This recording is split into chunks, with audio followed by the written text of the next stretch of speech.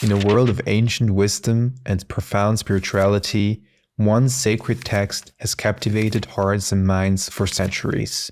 At the heart of the Bhagavad Gita lies a profound dialogue between two extraordinary beings, Lord Krishna, the divine guide, and Arjuna, a warrior prince burdened by moral dilemmas. Their conversation, set amidst the public battle of life, delves into the essence of human existence, the nature of reality, and the path to liberation. Today we will look at 5 famous quotes from the Bhagavad Gita, starting right away with the most famous one. Now I am become death, the destroyer of worlds. Now I am become death, the destroyer of all worlds. This is probably the most famous line from the Bhagavad Gita. This quote is often associated with Robert Oppenheimer, one of the lead scientists involved in the development of the atomic bomb, who recited it upon witnessing the first explosion of an atomic bomb on July 16, 1945, during the so-called Trinity test.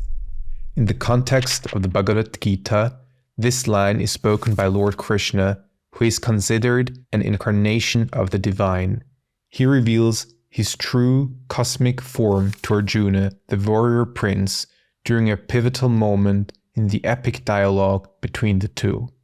The meaning of this verse can be understood in multiple ways. One interpretation is that it highlights the immense power and destructive force that can be unleashed in the world. In this context, Lord Krishna, representing the divine, assumes the role of death, of the annihilator, responsible for destruction of the worlds. Another interpretation is that it underscores the impermanence and transient nature of life. It serves as a reminder that all things are subject to change and eventual dissolution. It reflects the cyclical nature of existence, where creation is followed by destruction and eventually leads to new creation. The quote can also be seen as profound contemplation on the ethical implications of wielding immense power. Oppenheimer's recitation of this verse alluded to the moral dilemmas faced by scientists and humanity at large when harnessing the power of atomic energy. It serves as a sobering reflection on the consequences and responsibilities associated with wielding such destructive capabilities.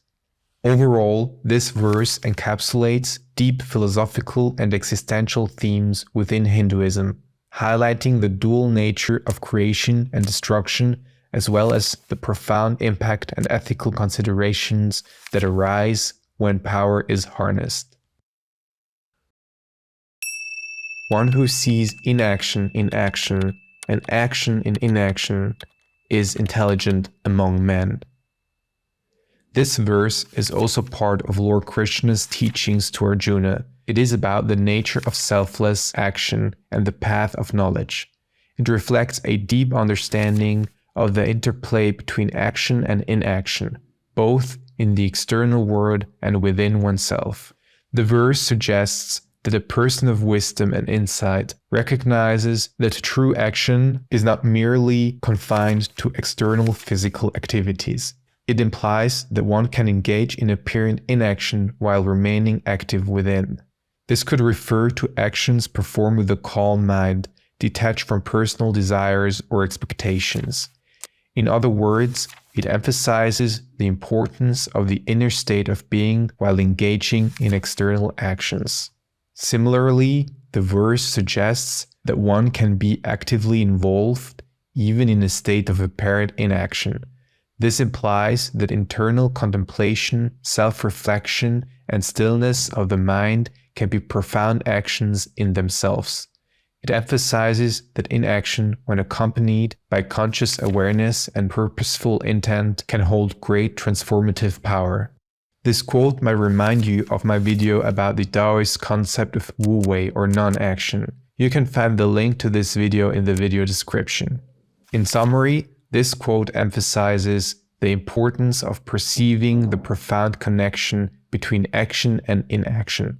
It suggests that true action involves a state of mind that is detached from personal desires and expectations, while inaction can be active and purposeful when accompanied by conscious awareness.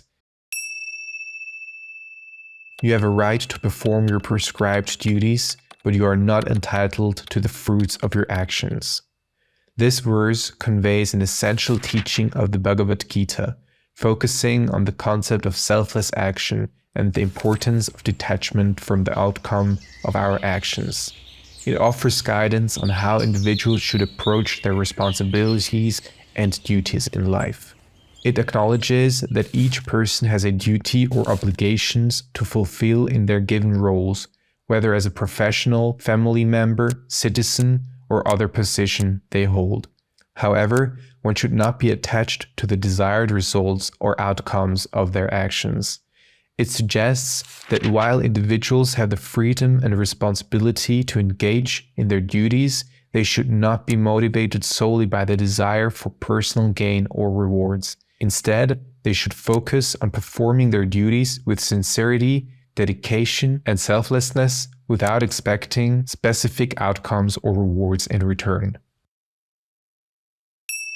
Through selfless service, you will always be fruitful and find the fulfillment of your desires. Selfless service refers to acts of kindness, compassion, and assistance rendered to others without any ulterior motives. It involves performing actions for the benefit of others or for the greater good, driven by a sense of altruism and a desire to contribute. It suggests that by engaging in selfless service, one can experience a sense of productivity, growth, and positive outcomes. By selflessly serving others, one can attain the fulfillment of their desires in a broader sense. It suggests that when our actions are rooted in selflessness and directed towards the well-being of others, our desires and aspirations become aligned with the greater harmony of the universe. As a result, we can experience a deeper sense of satisfaction and fulfillment, transcending mere material or ego-driven desires. In the dark night of all beings, awakes to light the tranquil man. But what is day to other beings is night for the sage who sees. Described is the contrasting experience of an enlightened individual compared to other beings. In the metaphorical darkness of ignorance that pervades the lives of all beings, the serene and composed individual awakens to a higher spiritual light. The tranquil man refers to the enlightened person who has attained a state of inner calmness, wisdom, and self-realization. Despite the challenges and difficulties faced by all individuals, the tranquil person is able to transcend the darkness and discover the spiritual illumination within. What may appear as day or the ordinary experience of life for others, full of worldly pursuits, distractions, and attachments, is seen as night for the sage who possesses a deep understanding of spiritual truths. While others may find satisfaction in material pursuits, the sage recognizes their transient nature and perceives a higher reality beyond the mundane world. This quote from the Bhagavad Gita highlights the spiritual awakening experienced by the enlightened person in the midst of challenges and illusions of life.